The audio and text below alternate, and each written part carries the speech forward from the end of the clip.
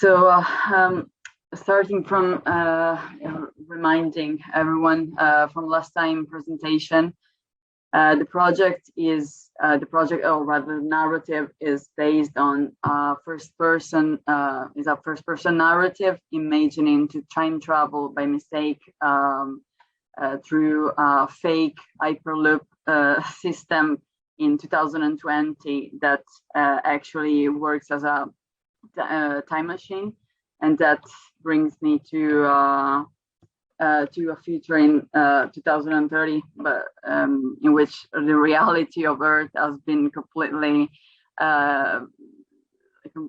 changed because of basically the idea is that the hyperloop system starts from a real location in Glasgow, which is an abandoned station, and it leads me to a London of 2030, or a future in which Earth is not habitable anymore, because of the idea was because of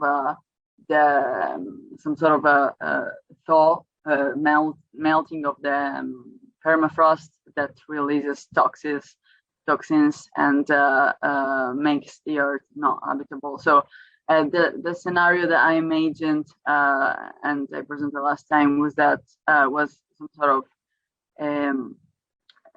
ring around Earth, in which there's this possibility to escape, but still in like a location that is reasonably close to Earth in terms of it's not completely outer space. It's in between, I'd say. So it's like a scenario that preludes to an invasion of the outer space, I'd say. But basically, so the idea is that humans prefer to create in that moment. Humans prefer to like let the Earth kind of rest and try to solve the problem and populate this sort of ring around Earth. And in particular, like the cities, the ring, by the way, is just the hyperloop system.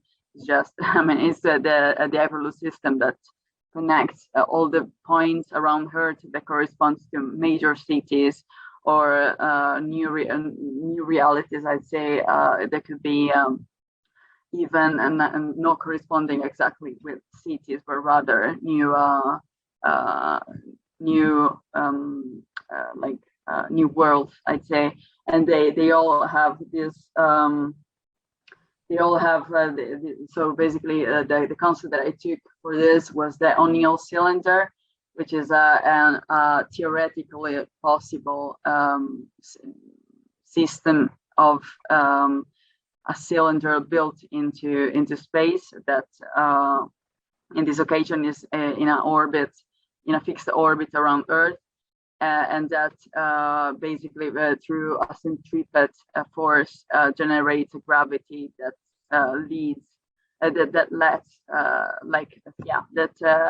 allows humans to populate the surroundings of the cylinder, the borders, the surface of the cylinder.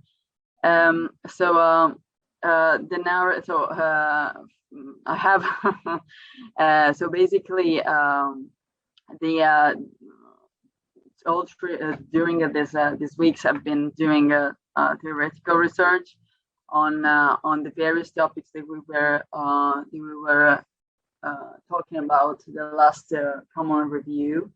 And specifically, I have been finding very interesting what happens in, like, I've been reading about the leaders in New York, as well as the concept of junk space of Rem Koolhaas.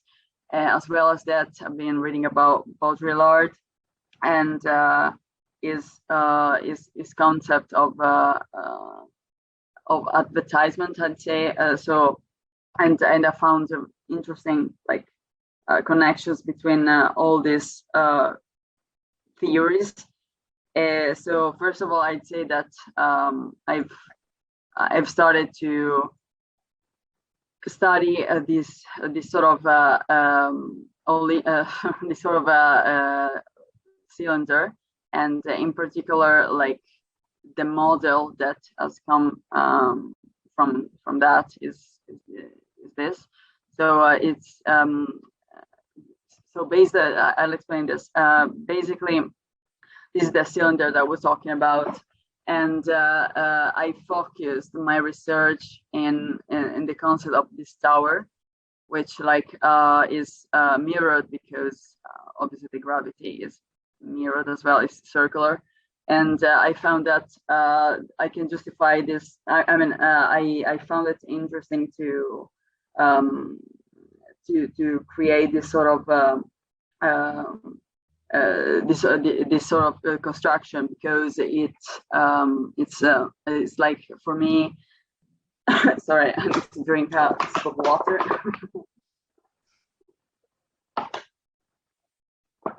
So for me, it's close. It's like an exaggeration of what it is explained to be in Delirious, New York. Like, I imagine that humans in a futuristic scenario will be like will be creating some sort of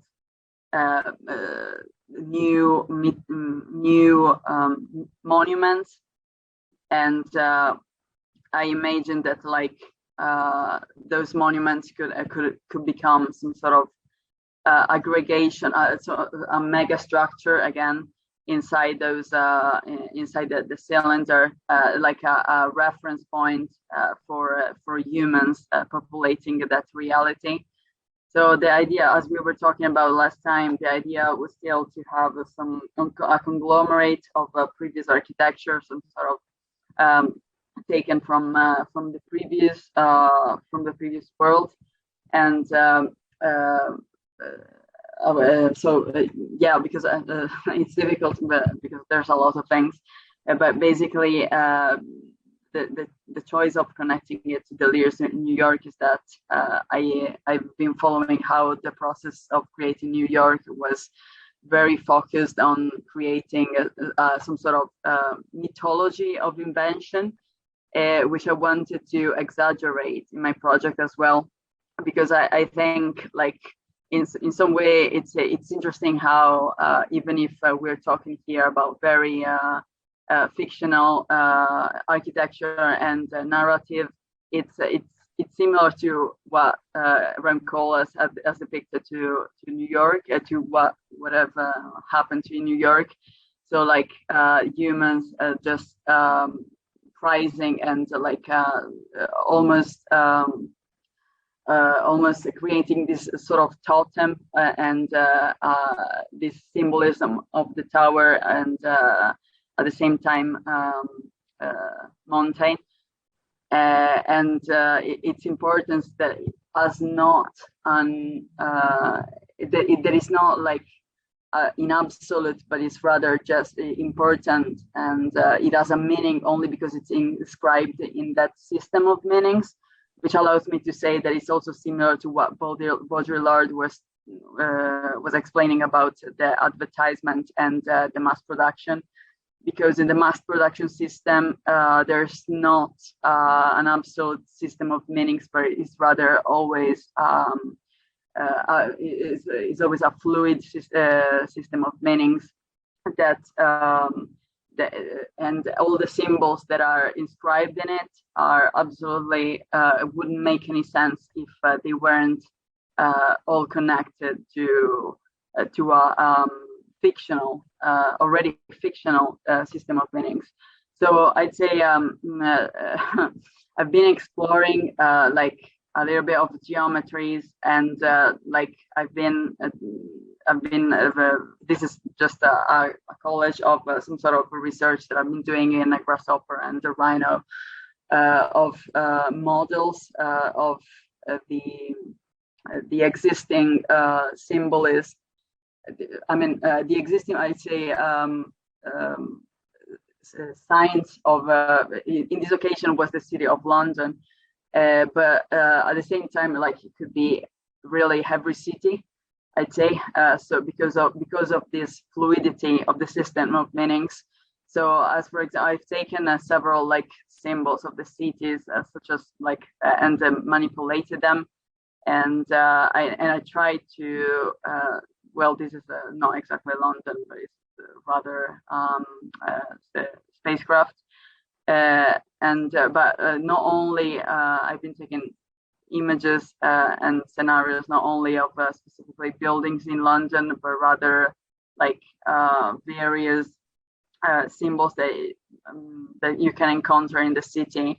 And I try to put them together. Like this was, and it's very experimental as a thing in terms of, as for example, here I also took the shapes of a tree to create, because like the necessity is also to have a vertical system of transportation that follows all this tower.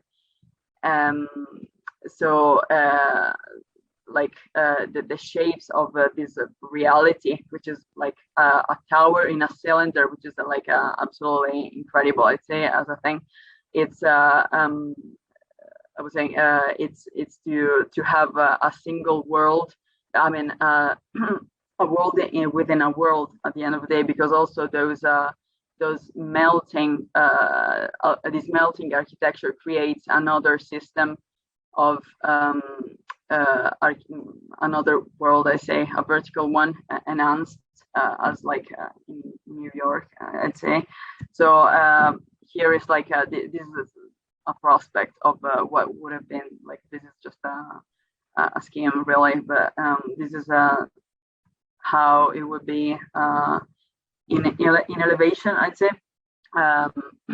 But obviously, I will need to work on it,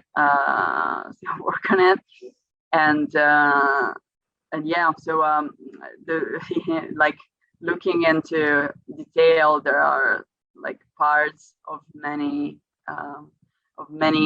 things. It's just this, for example, is the O2, which is like the O2 very much manipulated in an organic way, I'd say. I mean, many layers of manipulation really in Rhino, and this corresponds to a part that I called entertainment, because like another thing that I was thinking about in the project was this concept of the junk space. So I think like the entertainment part, as well as the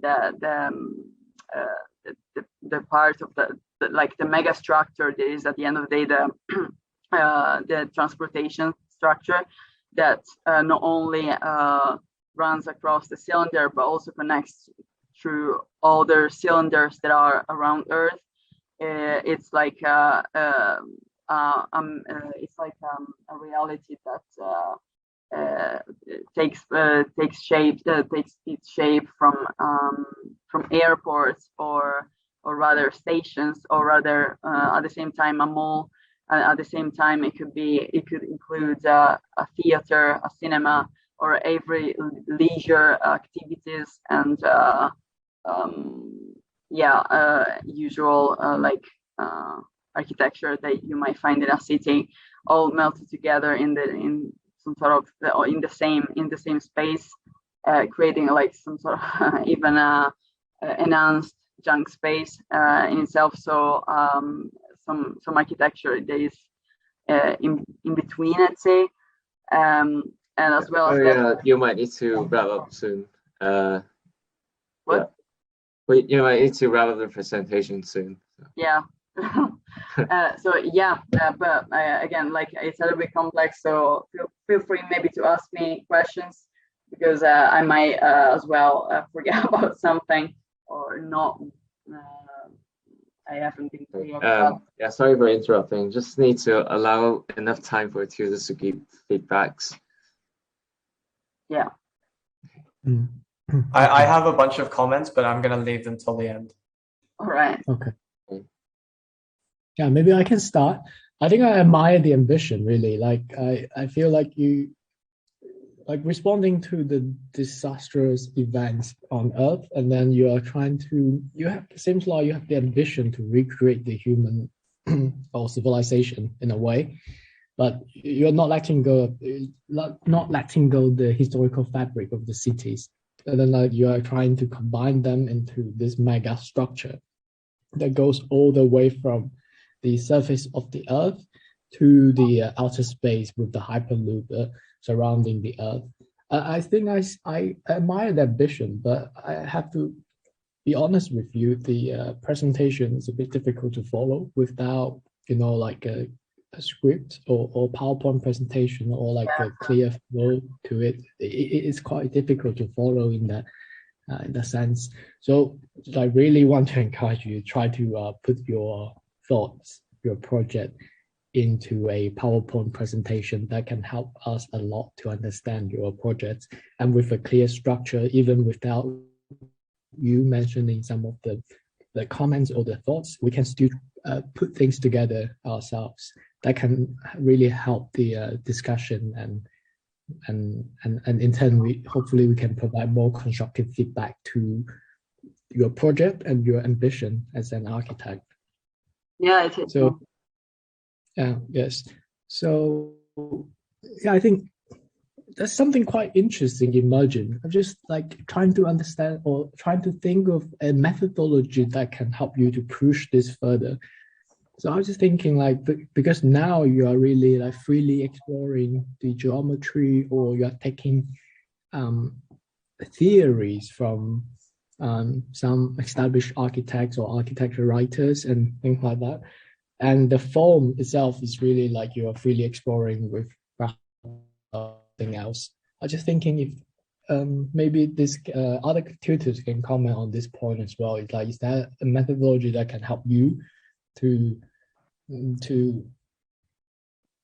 build to put your project together, and then like really, and maybe you can discuss, is that your ambition in this project, where you want to sort of leave the Earth, but in building or reconstructing that civilization or that mega structure, you are still trying to bring in those historical fabric from cities. Is that your ambition? I'm sorry, can you say it again? This last part? Is that your ambition? Yeah. I mean, yeah, it's like absolutely. So the most of human beings had to leave Earth. So I'd say there was this necessity to recreate even cultural, like stronger symbols, I'd say. So some sort of history that was that they had to abandon. That's why the necessity. That's why they like built up this sort of incredible architecture. That is like, I'd say it's voluntarily ironic in a way as well, because I don't think it's very like, I wouldn't say it's it's what could happen in an immediate future, absolutely. But at the same time, I'd say it's reinforced. So I definitely agree that there's a part of narrative missing. But yeah, he has been. I didn't have much time for that. Maybe I'll give my comments first, because then it might help the tutors figure a way into the project. So for starters, I completely agree with what David was saying. When it comes to the presentation, clarity is really important. And it's especially important in your case because you have three key theoretical texts. You have Junk Space, you have Baudrillard's System of Objects, and you have Delirious New York. All three of those texts, even for anyone who's been studying architecture for a long time, they're very complex. So what I would suggest is, whenever you discuss a key theoretical text, give a brief summary of what it's generally about, but most importantly, explain to us what you found interesting about the writing. So that's just to follow up on what David was saying. The methodology that I think David was alluding to, and that I think you could potentially use as a way of progressing the project. Do you know what I mean when I say a disciplinary project? No, not exactly, really. Okay, that's okay. So when you look at projects that are from the 60s, 70s, and 80s, like Junk Space, anything done by Rem Koolhaas, like all of these really large name architects, Archigram, Archizoom, all of these people, Super Studio, these are what are referred to as disciplinary projects. So they're not intentionally designed to be built, but what they're often doing is they're giving a commentary on their views on the world and the architectural discipline. So, for example, you read Junk Space. Junk Space was Rem's way of trying to understand why the world is suddenly going crazy about technology. And then he related it to how it's basically invading everything that we're doing in architecture today. You know, it's in our walls, it's in our grounds, it's everywhere. So that's what he was trying to do.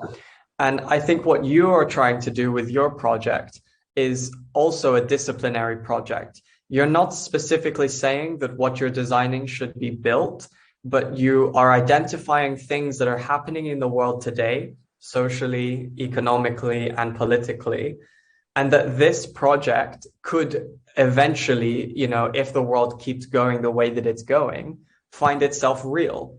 Now, being a disciplinary project comes with its benefits. You don't have to design where all the walls and toilets are going to go.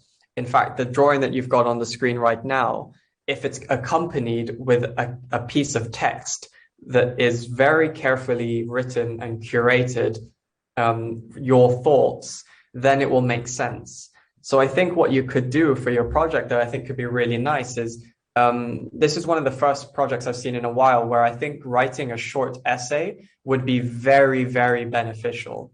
Because in writing a short essay, call it 500 words, 1,000 words maximum, whatever you're comfortable with writing, you will combine all of the writing that you have read from Baudrillard, from Rem, whoever it is you're reading, Delirious New York, I mean, that's also OMA.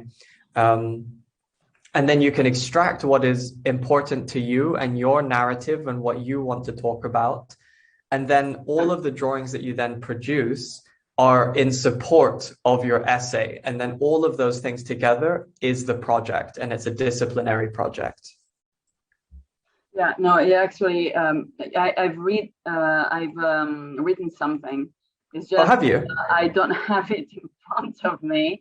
So I apologize because I'm very tired. At the same time, I might have said a lot of stuff. I mean, I forgot to say something, or I said it not very properly. So I've written something like a summary of what was interesting already. So I agree. I mean, there's definitely some more to be, and some more research as well. Not that much because I need to produce stuff as well, but I found the reading. I mean, I haven't properly read the books, but rather done research through videos and taking extracts from the internet. But now I have for example, you see, I mean, I'm still sharing, so you can see that this is the kind of things that I've been writing. Yeah, for example, I was thinking, I've been looking at a video in which there was this Raymond Hood, in which they were explaining the part of Rem Koolhaas, Delirious New York, in which the tentacles of New York are explained, I say. So it's like, and that's where I took also the idea for this enormous bridge. And to be overloaded with, I'd say, buildings that are at the end of the day the proposal that I've just shown. Could I share my screen very quickly? Yeah, absolutely. Can you see this? Yes.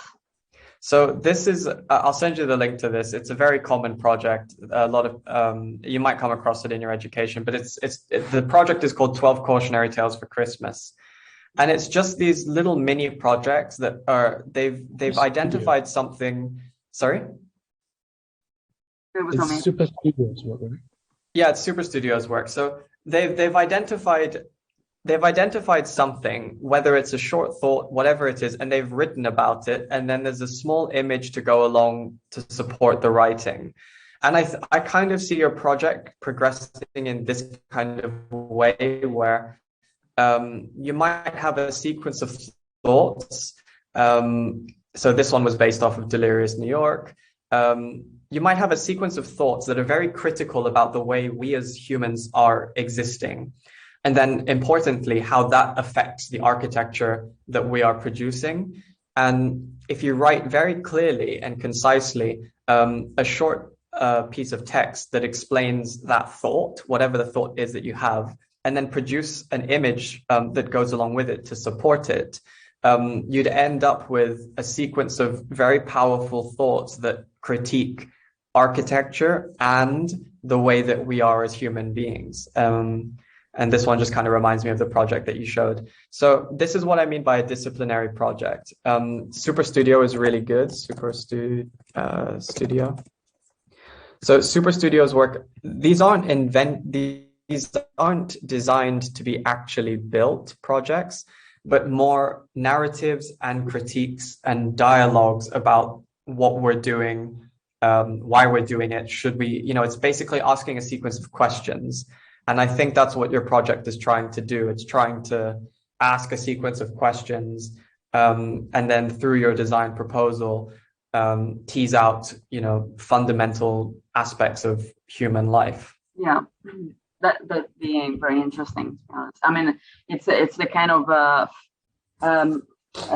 it's the way that I'm following at the end of the day, in a way or another, because like I enter the critique that you actually suggested last time, and I found it very interesting, to be honest, and because I didn't know, to be honest, like I've never read Rampolas, and I find it interesting how, like, even without knowing it, I was kind of going in that direction in any case.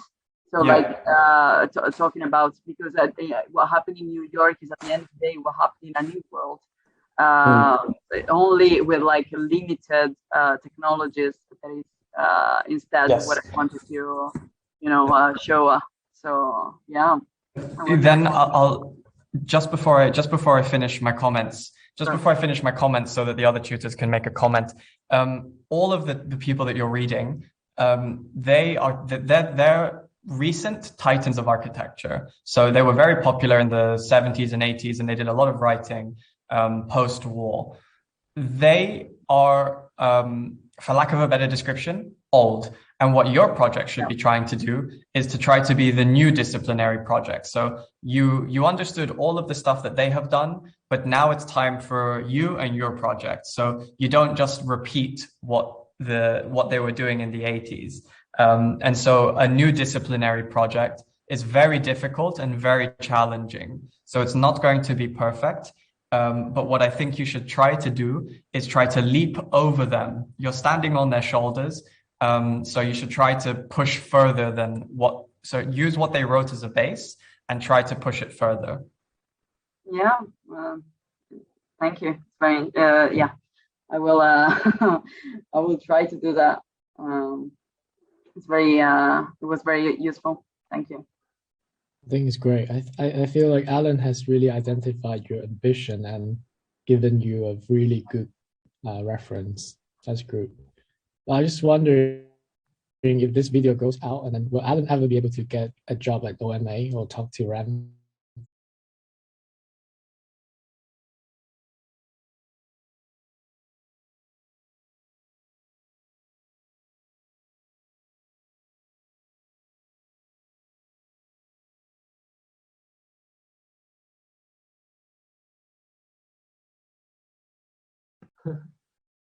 I agree. That's a very good reference. I think it's helpful to see this as a non-built project and as a statement, and that would help with sort of raising all kinds of social problems, but without doing all the design details, because it's more like a political or sociology kind of statement. Mhm.